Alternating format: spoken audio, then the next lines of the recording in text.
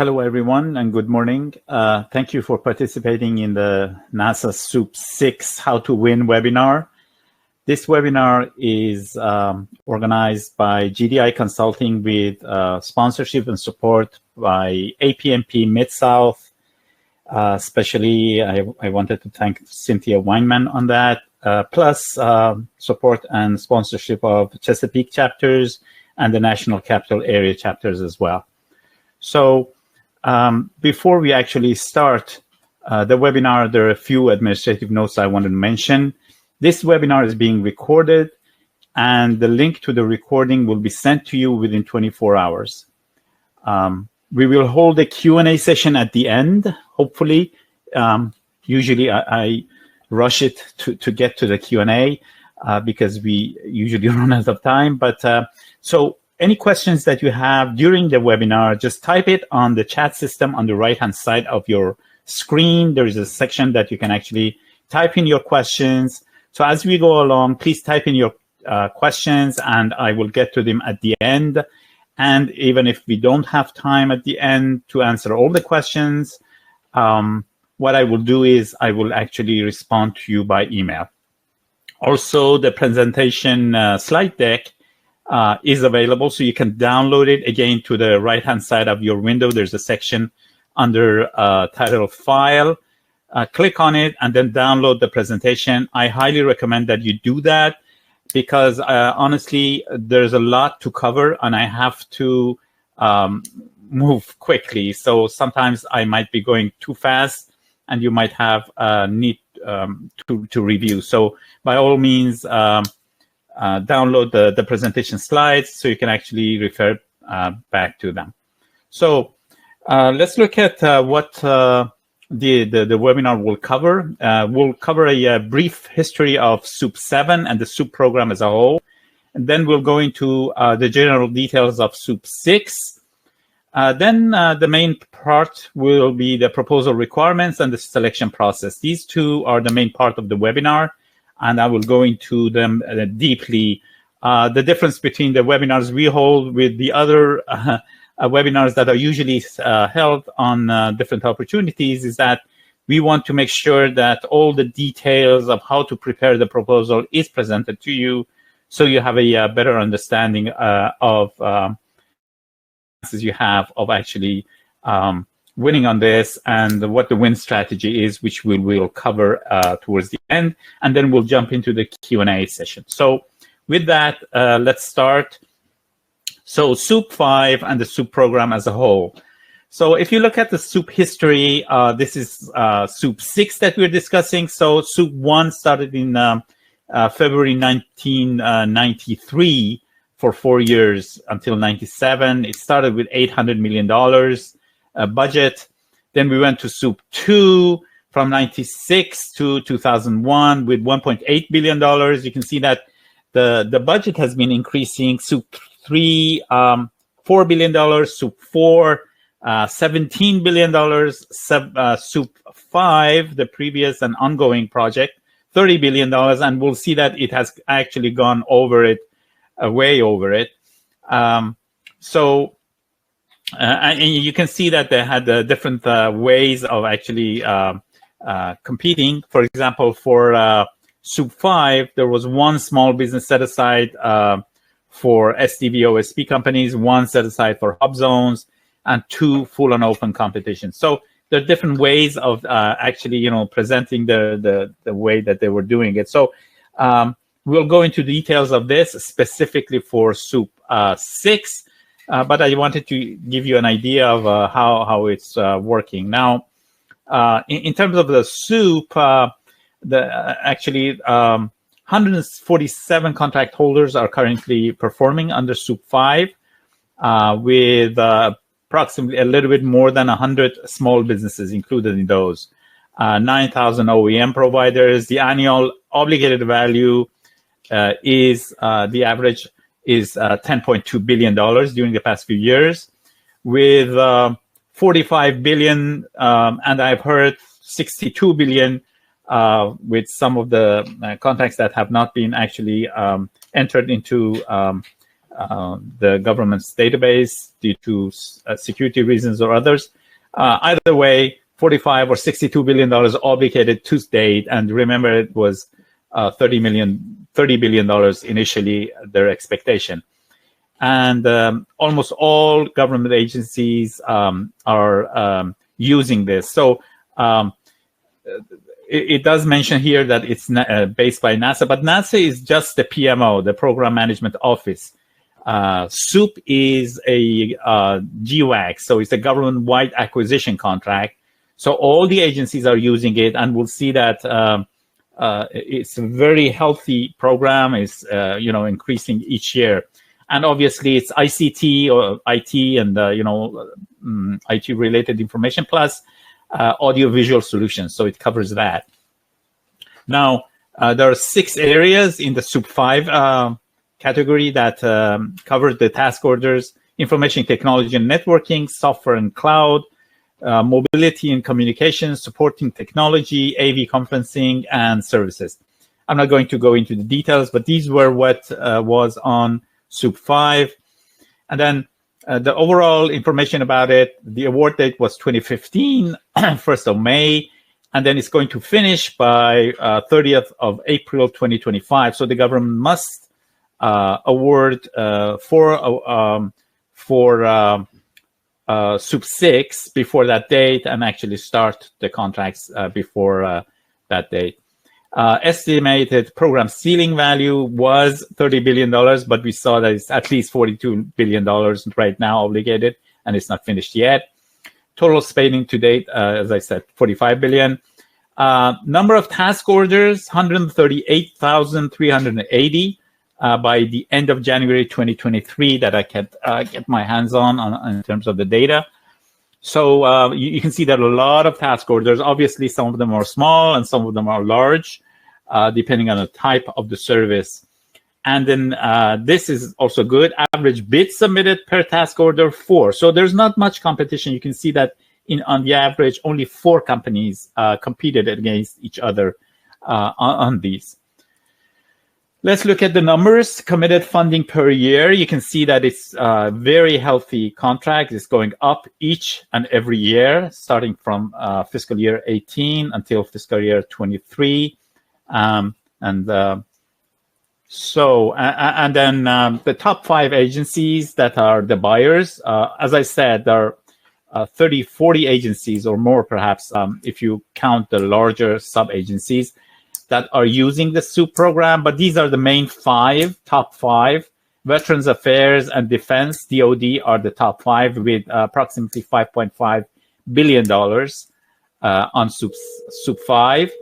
Then the Air Force, Navy, and Justice are approximately the same, around $2 billion obligated or spent on these. Okay. And this is the list of the 10 top contractors on SEWP V. And if you need more information about the top contractors or top agencies, please let me know. I can actually get back to you on that through email. Please give me an email and send it. Now, what are the top issues that make SEWP so attractive to agencies? I won't go into details of explaining why, but speed, customer service, competitive prices, enterprise-wide support, tracking and communication, supply chain risk management are the 6 key areas that all agencies are really loving SEWP VI and are using it more and more every day. And I think you can translate these into the contractors side as well. And it will give you an idea of why SEWP VI is so attractive to contractors as well. So having said that, let's start with SEWP VI and see where we stand in terms of the general details, and then we'll go into the proposal itself. So it's by NASA, but as I said, NASA is just a PMO. It's government-wide, multiple award GWAC. Subject is information technology, communications, and audiovisual solutions and services. So hardware and software. Estimated value, so far they've set $70 billion. budget, but there is also talk about having an open ceiling on this, like Oasis. It started with a specific amount, but Oasis Plus recently, they announced that it has an open ceiling. So we'll have to see once the full RFP drops, but at least $70 billion. Now, each contractor will get a contract for $20 billion. So if you're awarded, you can go up to $20 billion on your contract. It has both the unrestricted and small business set-asides. So full and open small business. Number of awards, no limit. This is important. So there is no competition between you and the other companies in the award process. As long as you satisfy the requirements, you are awarded. So this is really good. No competition. Contract duration, 10 years, 5-year base, and 5-year option. So these are the main highlights of SEWP VI. Draft RFP, the first one, I think, dropped in June 30th, 2023. Full RFP supposed to drop in second quarter of fiscal year 2024, essentially February or March. Coming February or March. Proposal due date will be 60 days. So after the RFPs drop, you have 60 days, 2 months to actually prepare your proposal. Award date expected to be October 2024, but will probably slip as usual. POP begin date per that ending of SEWP V is May 1st, 2025. Okay. Now, this gives you an idea of the timings. Draft RFP in 2023, the full RFP in 2024, award and POP in 2025. POP starts in May 1st, 2025. Okay, what are the differences? Some of the main differences between SEWP V and SEWP VI so far is that SEWP V was only firm fixed price orders, whereas in SEWP VI, you have firm fixed price, time and material, labor hours, fixed price award fee, and all the others. SEWP V services limited to product-based, but here we have services and professional services at the master contract level. Classification was not standardized, and services within scope at the order level. These were for SEWP V.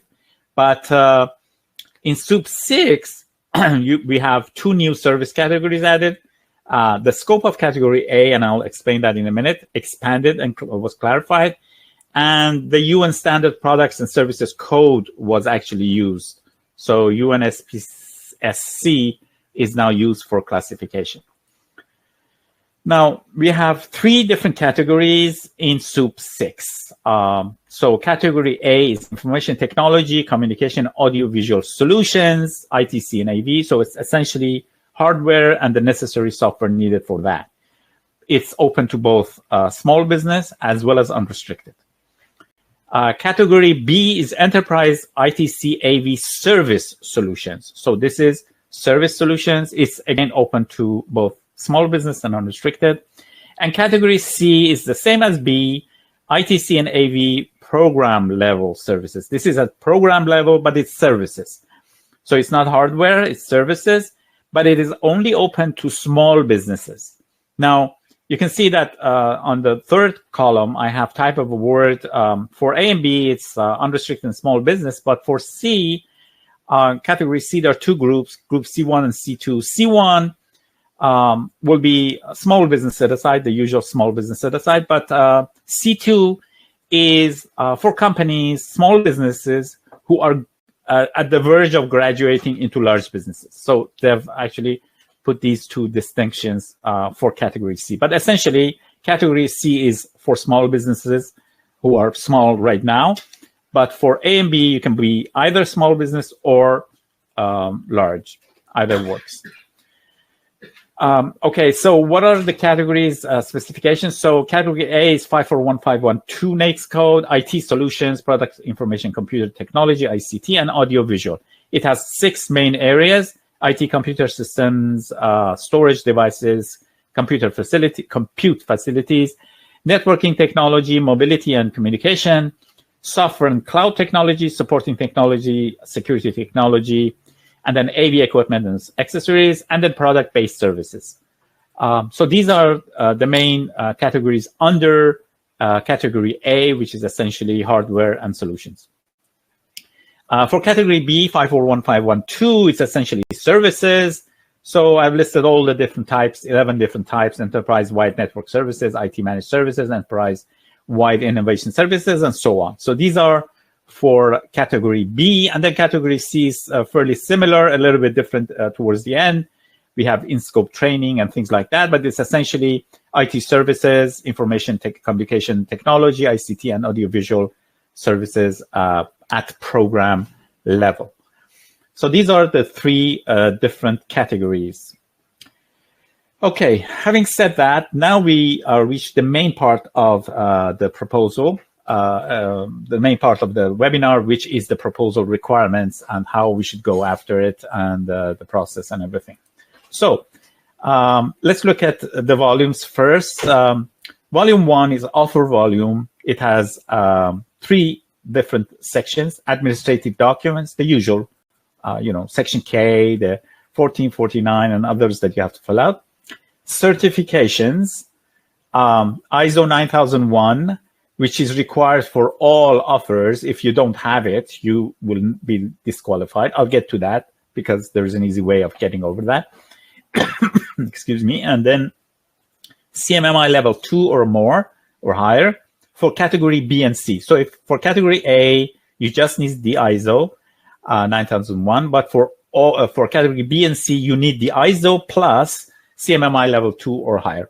And then we get to mandatory experience. Don't overlook this. This is the most important part because it's a pass-fail. If you don't have it, you'll be put aside. So 3 sections, and I'm going to go into details of each in the next slides, but these are offer volume 1. So volume 2, past performance volume, has 2 sections: past performance descriptions, up to 3 contracts, and then PPQs that you have to get filled out by your clients.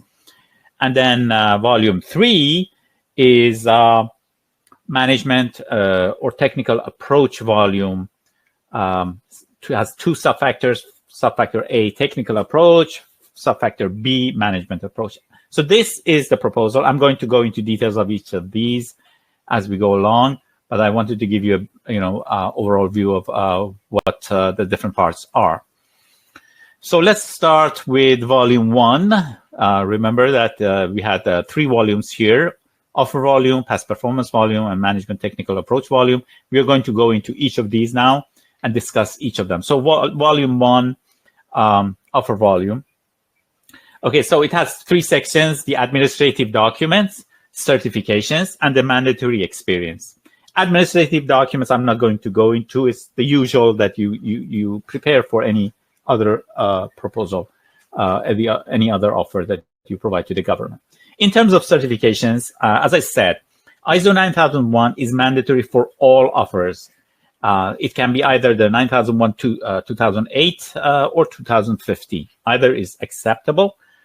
And you have to provide a certification of conformity or conformance for that to prove it. For CMMI level 2 or higher, that's mandatory for B and C. And it must be active at the time proposals are due. Now, the important thing here, maybe you don't have it, don't lose faith. Okay, so if you can provide proof that you have applied for the certification, that's good enough. As far as the proposal is concerned, if you can provide proof that you have actually applied for it and you are in the process, that's acceptable. So if you don't have an ISO 9001 or a CMMI, just go through the process, apply for it right now before the RFP drops and before the submission, and then get the proof that you have actually done that and submit that with your proposal. If that's the case, that's acceptable. So you pass this part. Then we get to the mandatory experience, which is again pass-fail, and it's different for each category. So I'm going to go into each of them separately. So we are discussing mandatory experience under volume 1, offer volume. This is for category A. Provide an Excel sheet with at least 2,000 CLINs for each of the following mandatory sub-areas. So you have to reach out to your providers, to your OEMs or whatever, and then get 2,000 CLINs for each of these. Maybe one OEM or provider will give you all the 2,000. Maybe you have to reach out to different companies, but you have to have 2,000 CLINs under each of these: IT computer systems, storage devices, and compute facilities, networking technology, mobility communication, software and cloud technology, supporting technologies, security technology, AV equipment and accessories, product-based services. So multiply that by 2,000, that's 12,000 CLINs. And the government is going to look at those, make sure that they are in place. So this is a pass-fail. You want to get that. And that's one of the reasons you need to start right now, not wait until the full RFP drops, because this is a huge load of work to get, these 12,000 CLINs prepared and ready, checked, reviewed, all the processes that usually are in place for such information. So that's for category A. Now for category B, it's a little bit different because obviously it's not, it's services, it's not solutions, it's not hardware. So if you're a large business, you must provide a minimum of 4 projects or contracts that cover the mandatory experience sub-areas. And I'm going to show you what those mandatory experience sub-areas are in the next slide. So 4 contracts that show that you actually cover those mandatory experience sub-areas. Each project, each contract must have a minimum total value of $30 million or higher. So the project must be over $30 million, and you need 4 of those. That's a minimum to show that you cover the mandatory experience sub-areas. If you're a small business, you need to cover 3 contracts. And then the value of the contract must be over $5 million or higher. This was a little bit confusing, but in the October 18th Industry Day, they actually corrected this. So 30 million is for large businesses, 5 million is for small businesses. Now, these contracts can be prime or subcontracts. They can be federal or commercial. So if you've done commercial work, that's fine. And state and local is considered commercial as far as the government, federal government is concerned. So you can use federal contracts, you can use state and local government contracts, and you can use purely commercial contracts. And then just remember, if you're using a subcontract, the value of the work performed must come from the subcontractor itself. So you can't say, hey, I did this work for example, Apple, and Apple was doing it towards the government. The value of the contract by Apple was $20 million, but I only did $100,000. You then, your contract value is $100,000, not that $20 million that Apple did. So make sure that you have the correct numbers there. Projects from one more important thing. Projects from subcontractors, affiliates, and predecessor companies are not acceptable. So you cannot bring in a partner. That's the thing about SEWP VI as a whole. You cannot use. You can have obviously subcontractors if you want, but in terms of getting scores or getting their contracts used in your proposal, you cannot do that. So subcontractors and partnering are out as far as boosting your chances of getting a contract under SEWP VI. Moving forward, so I said I will show you what the mandatory experience sub-areas are. So these are the mandatory experience sub-areas under category B. I've listed them. So remember here, I said for large businesses, you need to have 4 projects that cover the mandatory experience. I didn't mean that you have to have 4 projects that cover all these 10. It means that 4 of these, any 4 of these must be covered in your contracts. Any 4 of these 10 must be covered. And for small business, any 3 of these must be covered. That's why you need 3 contracts. Okay, moving forward, category C. Now, category C, you must provide a minimum of 3 projects or contracts that cover the mandatory experience sub-areas. And I will list them in the next slide. If you're a hub zone, SDVOSB, or a EDWSB, a minimum of 2 contracts is enough. So 3 contracts for all small businesses, 2 for hub zones, STVOSPs, and EDWOSPs. Each project must have a minimum total value of $2 million or higher. Okay. And then contracts can be prime or sub. If using a subcontract, the value again must come from you. And again, you cannot use subcontracted projects. So subcontractors, affiliates, and predecessor companies are not acceptable. So these are for category C, and the listing for the areas that you need to cover. For small business, 3 of these. For those specific small businesses like Hub Zone and those, 2 of these. So provide contracts that show that you actually cover these areas. So this is mandatory experience for volume 1, offer volume, and it's pass fail. Okay, so they're not going to grade you at how well you did this or what the value was. As long as above that value, minimum value that I've mentioned, that's good enough. This is a pass fail. Okay, let's move to volume 2 then. Volume 2, past performance. So one of the things that you have to provide information from the offeror. Provide up to 3 past performed projects. They don't need to be the same ones that you provided in volume 1. So 3 good past performed projects. Contracts must have been completed or ongoing within the past 3 years from the proposal due date, not release date, due date. So assuming that they actually drop it on February 2024, and they say, okay, end of April is the due date. So you have to go back 3 years, and anything that was completed after 21, April 21, end of April 21 is good. If it's an ongoing, that's fine. So that's acceptable.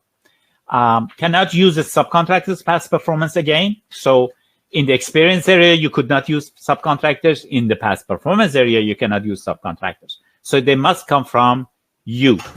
Obviously, this does not mean JVs. If you're a JV, you can use any JV member's past performance.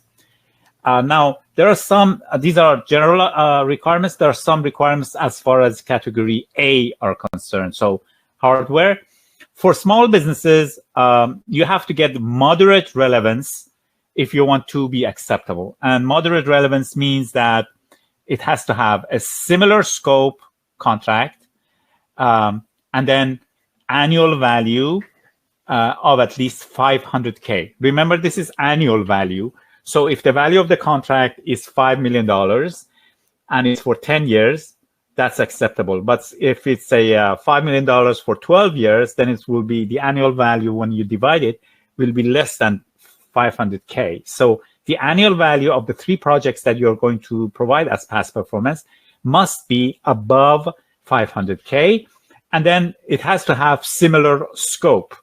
And then similar scope, I will explain what it is. But so that's the requirement. If it's a large business, it has to have similar scope, but the annual value must be at least $2.5 million. So similar scope means those 6 areas that I've listed. So past performance citations must include the following representative areas. So if you have similar scope, it means that it has to fall into one of these. If you have that, so if you have a similar scope and you're above annual value of $500K for small business or $2.5 million for large business, you get a moderate relevance. And that's all you need. You don't need to have very good or anything like that. Moderate is good enough because this is, again, pass, fail. You don't get any, score on it. So if you get a moderate relevance, that's good. You're good to go. Now for category B, the value, the same thing. So similar scope contracts, annual value must be at least 1 million for small business. So services, if it's a services contract category that you want to go, it's $1 million. And then for small business and $2.5 million for large business. And to show that it has a similar scope, again, these are the 10 areas that your past performance must include to show that it has similar scope. Doesn't mean that it has to cover all of them. It means that, say you did an IT managed services and it was over $2.5 million. That's good. That can be acceptable as past performance. Okay, category C, remember it was for small business only. So similar scope, annual value of 500K, and those are the areas to prove the similar scope. So these are the requirements for past performance for the 3 different categories. Now, there is a questionnaire that you also have to get filled out. So for each reference contract in the previous section, a PPQ must be filled by the contracting officer or owner. Owner meaning that perhaps you're providing a past performance that is from a commercial contractor or you were a subcontractor. So they fill this up to be sent directly to the subcontracting office. So it shouldn't be sent back to you to be included in the proposal. It should be sent directly to the subcontracting officer. And the date that they should arrive is the same as the closing date for the RFP. What we have to do in the proposal is that we have to provide a list of people who will be replying back to the questionnaires, so the government does know, who will be sending them the PPQs. Okay, so that was volume 2. Let's go into volume 3, mission suitability. This is called technical and management approach, and in other places in the RFP, it's called mission suitability. Either way, volume 3. This is the part that actually has some writing, in it. The other parts, as you saw, they don't have any writings. You just have to prove, for example, that your contract SAO covered one of those mandatory areas. So you have to cite different sections of the contract and provide it. Of course, for past performance, you have to prepare a write-up. It's 2-3 pages. But, there's no technical writing involved in volumes 1 and 2. Now, in volume 3, mission suitability, there are 2 subfactors. Subfactor A, technical approach, and subfactor B, management approach. This is where your writing skills should shine, because this is the only place that the better you write, the better, the more concise, to the point, the higher the score you get, and you want to pass their expectations, and I'll get to that. But so writing here is important. Let's start with subfactor A, technical approach. So what it is, this is a summary description that addresses each of the SAO scope category descriptions, mandatory technical sub-areas, and proposed additional technical sub-areas. Now, these are in the SAO, both for the category A as well as category B and C. So essentially, you're supposed to address each of these.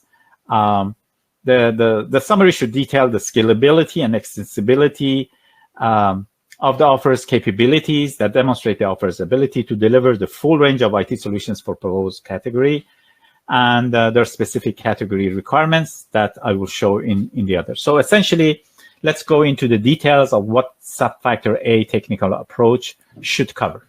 So here are the requirements as far as category A is concerned, hardware solutions. So for each mandatory sub-area, the offeror must provide a list identifying the providers for which the offeror is an approved reseller. So list of our OEMs and the providers and everything.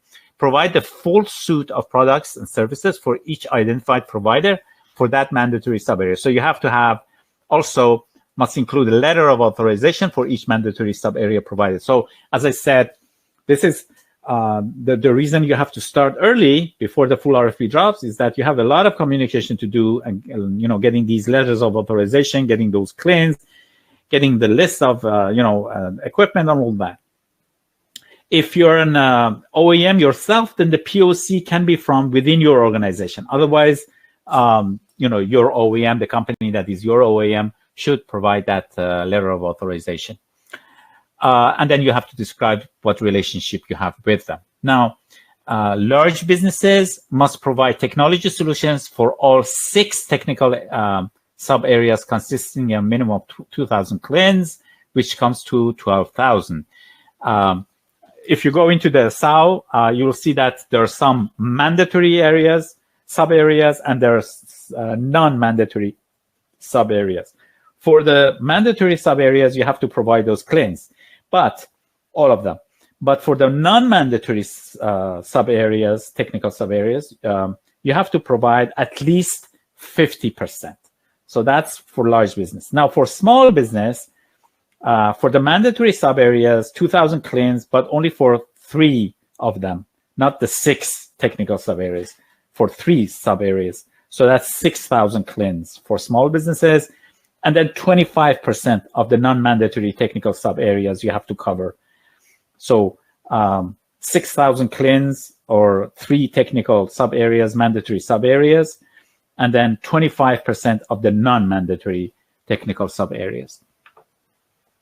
And then you must describe your IT-based solution services, how the proposed architecture features provide technical. So it's a write-up, technology leadership in allowing for the next generation of technology. So that was category A. Now, category B specific requirements. For each mandatory sub-area, the offeror must provide a list, identify the providers for which the offeror is an approved reseller, and provide the full suite of products. So if you're providing services such as software and things like that, you have to actually provide the names and the list of resellers and letters of authorization. And if you're an OEM yourself, again, somebody from within your organization can actually provide it. And then you have to provide the description of relationship between you and the provider. There are no specific requirements for category C under this. Okay, moving forward, let's look at subfactor B now. So that was subfactor A, technical approach. Subfactor B is management approach. It has 4 different areas: commitment to products and service diversity, commitment to supply chain management, commitment to sustainability, and program management. Okay, let's go into details of what these should cover. So the first subfactor, commitment to product and service diversity, describe your teaming relationship with other vendors, manufacturers, and service providers. Describe your corporate policies and resources that will affect the addition of new solution providers for the purpose of enhancing the technology and services available to the government, and then provide information concerning how these policies will allow the continued and increased availability and competitiveness through the life of the contract. So you have to write towards these under the commitment to product and service diversity. Under the second one, commitment to supply chain management, you have to provide information related to how the offeror is participating in SCRM activities or is kept abreast of key SCRM practices. Explain the corporate policies and procedures in place to reduce the risk of counterfeiting, tainting, product substitution, and other risks related to SCRM, and so on. So you can see this is essentially towards supply chain management, and you have to write towards that. Now, for category A, you have to explain the supply of products and corporate risk associated with SCRM. For category B and C, describe ancillary products required for task risk associated with SCRM.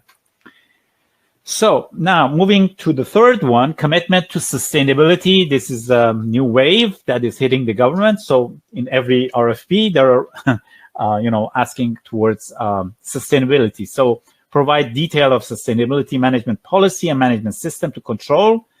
And at the minimum, address the following, and there are 7 different questions that you have to actually cover each of them, talk towards them in the proper way. And the fourth and last one, program management. Describe your management approach, responding point to point to the below. Strategy for managing customer requests for TO proposals, task orders, and contract and task order administration.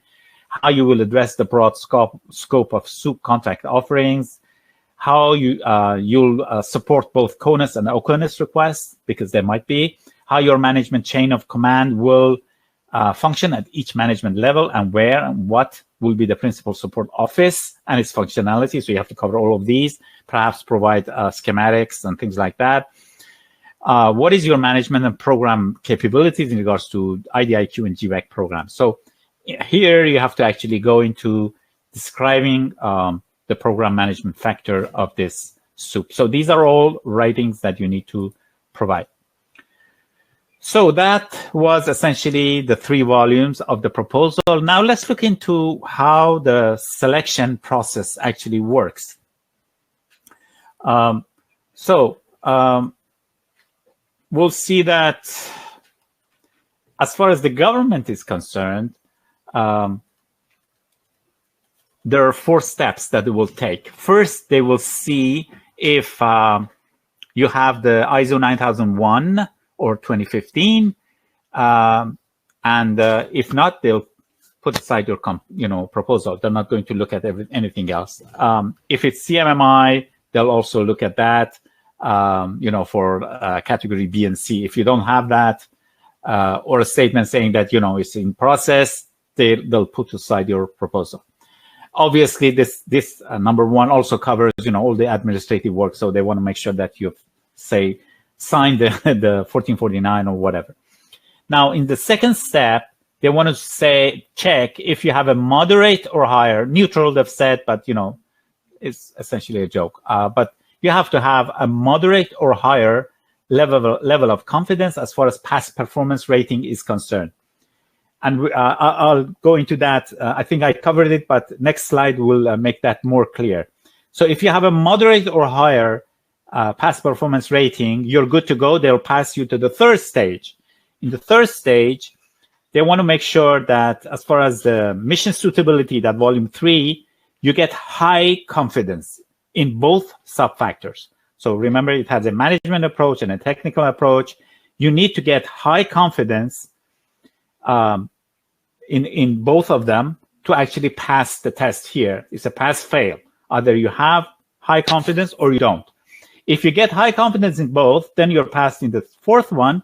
They just check for responsibility. So you're essentially done.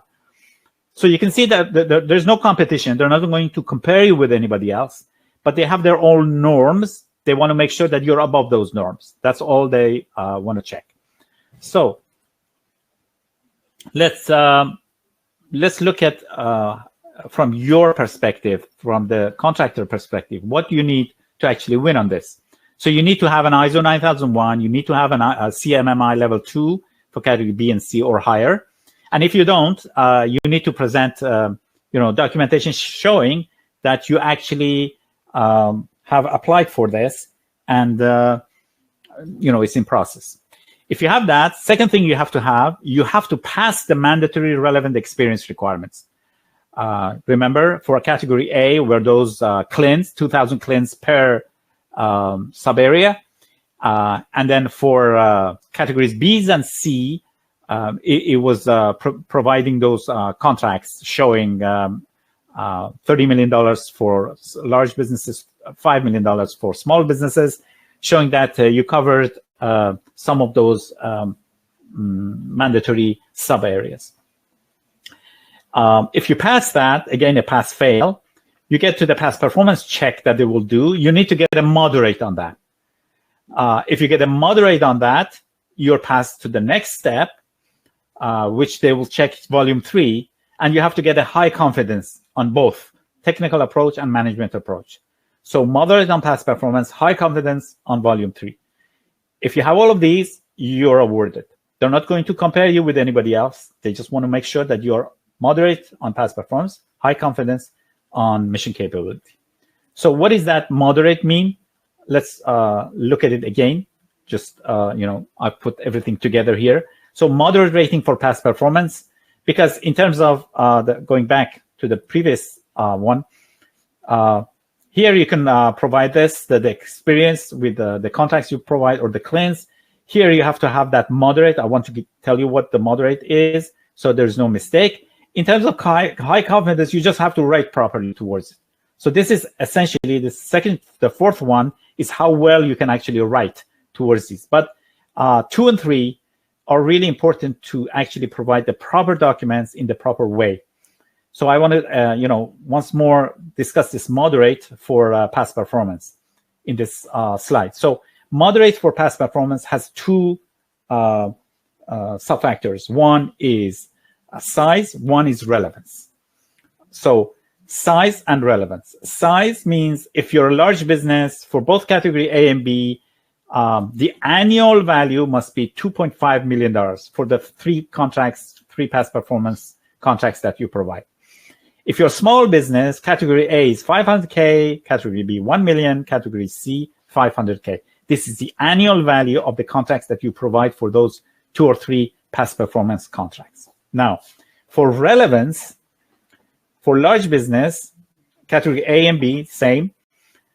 You need to showcase at least 4 representative areas out of those 10 or 11 areas in A and B.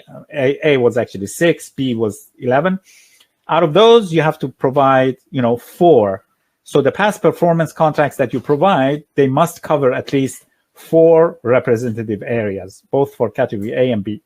If you're a small business, for category A and B and C, you showcase at least 3 representative areas. So the contract, you cannot provide this construction contract. It has to be a contract towards IT, and it has to cover 3 of those areas if you're a small business. If you're a hub zone, STV, OSP, OD, WSP, if you're one of these for category B and C, then you showcase only 2. You have to showcase only 2. The more you provide doesn't matter because, as I said, you just need to get a moderate rating. So, even you get a very, very good rating, doesn't matter compared to a moderate rating. So make sure that you actually pick the best contracts and use those. So that was how you actually get a moderate rating for past performance I wanted to cover.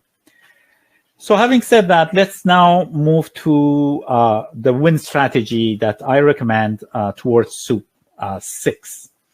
So we understood it has 3 different volumes, what you have to provide, and we also understood, and it's important that I reiterate it, you cannot use partners to actually boost your percentage of winning, probability of win.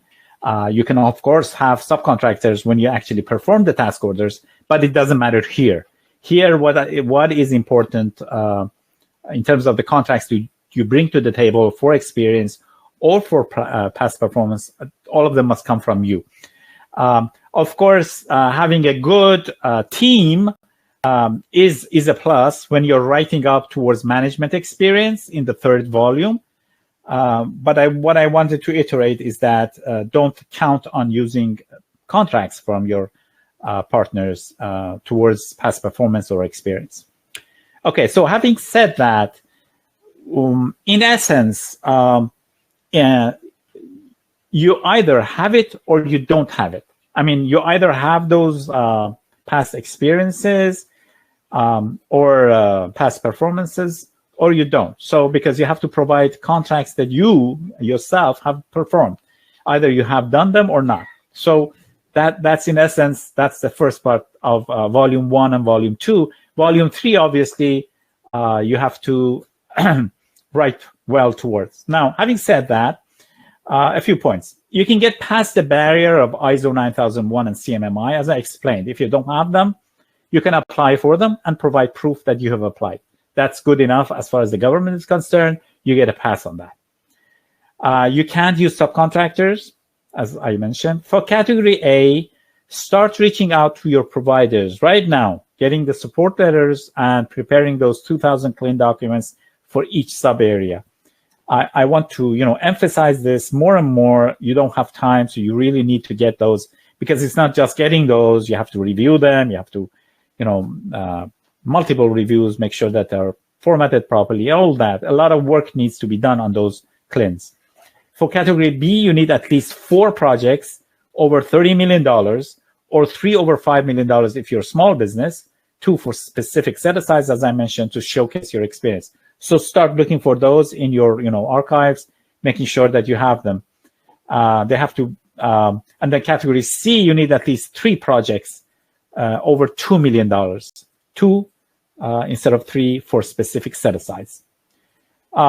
You need 2 to 3 projects with an annual value of $2.5 million for large businesses and $1 million or $500K for small businesses to get a moderate rating for past performance. What I explained in the previous points were towards the experience part. This is towards the past performance. So that $30 million or $5 million for small business is for that mandatory experience pass-fail. The $2.5 million for large businesses, or $1 million or $500K for small businesses, which is annual value, is for the past performance, pass-fail, or to get a moderate rating. And then volume 3, mission suitability, is where your writing skills might be needed to showcase your capabilities. So start preparing for that volume now. It needs a lot of work because obviously they're not going to compare you with others, but they have high expectations on that. So you want to make sure that the writing is concise, you are within the page limits, and you're writing towards what they are looking for. Okay, so in form, in terms of the proposal that you prepare, if you have the requirements, then the main threat is not preparing your proposal in the required format in compliance with the requirements. For example, how you actually prove that you have the different sub areas covered. You have to, make sure that that is done properly per the format that they have requested in the RFP. So a compliance review is of utmost importance. Really pay attention to details in the form and format, as well as the content that you're understanding it properly and you're writing towards it properly. And then my suggestion is that you do a go, no go, an initial go, no go, to ensure that your energy, time, and resources are not spent on something that is not viable opportunity. I mean, if you don't have those contracts, if you're a large business and you don't have 4 contracts with $30 million, usually you should have, but I mean, if you don't, then there's no way that you should proceed. Or maybe you're a small business, but all your contracts are subcontractors, subcontract projects. Then you should consider the value of your subcontracts to make sure that you can use those. And as I said, forget about bringing in partners. Volume 3 depends on your writing skills and how well you can showcase yourself. But volume 1 and 2 are based on concrete facts that you either have or don't have, with the exception of ISO that you can get and things like that. Okay, so that was the win strategy that I wanted to discuss. Now, how we can help, and we are short of time. I wanted to reach a point that I can answer some questions. So a little bit about our company, just to make sure that it's available. We had 6 wins on SEWP 5, 4 small businesses and 2 large. And we've been in business for more than a decade, 82% win rate overall. One of the things that we usually do is right in the beginning, we do a go, no go for our clients. We don't want to waste their money, their resources, and this way our win rate stays high as well. So if we don't see a good chance for them to win, we tell them right in the beginning so they don't proceed. And we have expertise in self-scoring. That's our main expertise as well. For example, we did 105 contracts under Oasis Plus, which was submitted a few weeks ago for 105 different contractors, clients. So we've done a lot of work in these types of proposals, and you can see our win rate in 2022, 2022, and others. Okay, now what do we offer for SEWP 6? We provide free consultation, and I will give you the next slide. You will see in the next few slides the number to call. My colleague set up a free consultation. We can come online and discuss it with you. We provide full proposal development. We provide a dedicated proposal team for you. We provide support for all volumes, cradle to grave, full and multiple reviews, because compliance is really important in these types of projects. And then reviewing services, in case you provide, you have your in-house team, many companies have.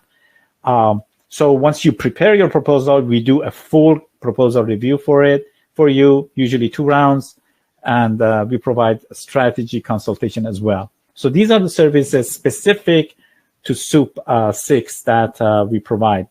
In terms of overall services that GDI Consulting provides, we have 4 different divisions: proposal development, including eligibility score assessment, full proposal development, reviews, staff augmentation. Then we have our captured management division. We have dedicated capture management, sourcing, and qualification. We call them strategic capture, even starting 2-3 years before, all the way to tactical capture, perhaps 6 months or something like that, prior to the full RFP. Support services like competitive intelligence, black hat exercises, price to win, and finally training in all areas, proposal development, capture management. So these are the services we provide to our clients. These are my colleagues and mine contact info in case you want to contact us for technical inquiries. Please contact me. I'm VP Capture at GDIC, and for consulting or sales inquiries, please contact my colleague, Maroon Freedy. You have the emails and the phone numbers. Okay, having said that, we come to the Q&A session.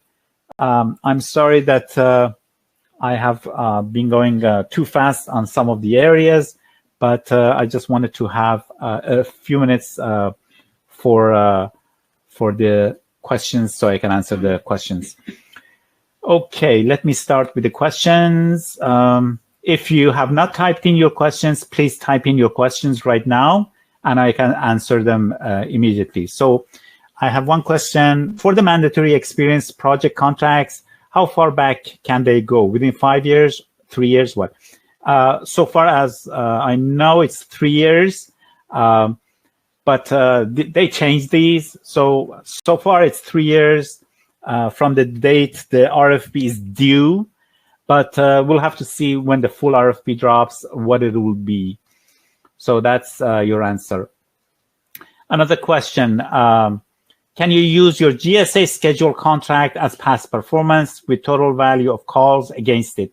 Well, usually the GSA schedule contract itself, they are not acceptable to these types of requests. I suggest that you actually send them a question on this, but per my experience, you cannot use the GSA contract itself. You actually have to use task orders that or contracts that you were awarded under that. So all task orders are acceptable, whether it's GSA or other types of IDIQs that received task orders under. But GSA schedule contract itself or IDIQs or BPAs themselves are usually not acceptable to the government as proof of a contract. You have to actually have performed something. So for performance, they want to see a task order, obviously. So that, I think, answers your question there. Now, one other question. Did you say that for category B, both small business and large businesses can participate? Yes. So for category B, which was enterprise-wide ITC plus AV service solutions, they have two groups. Group B1 is projected to be unrestricted, and Group B2 is projected to be small business set-aside. Now, you can refer back to the slides that I provided. You'll see that the requirements are different, obviously, for unrestricted and small business. The number of contracts you provide, the sub-areas that you need to cover. And also for small business, as I mentioned, there are two types of small business. The normal total small business or 8As or things like that. And then there is a special category if you're HubZone, STVOSB, or EDWOSB, then it's a little bit more relaxed. So you need to cover, for example, 2 areas instead of 3 areas for other small businesses. Okay, so I have received quite a lot of more questions, but we don't have time to actually go over them now. What I will do is that I will actually send you responses by email. I think I have 1 more minute. Let's answer one more thing. For category C, 3 projects at $2 million or higher, is the $2 million for the annual project or $2 million per task or area? It's the annual project value. So maybe it covers 2 task areas. That's fine. But the annual value must be over $2 million of that contract. Now, it might cover many different, project task areas, but the overall value of that contract must be over $2 million annually. Okay, so more questions are there? I will respond back to you by email. I thank everyone for participating. I thank APMP, Mid-South, Chesapeake, National Capital Area chapters for sponsoring this.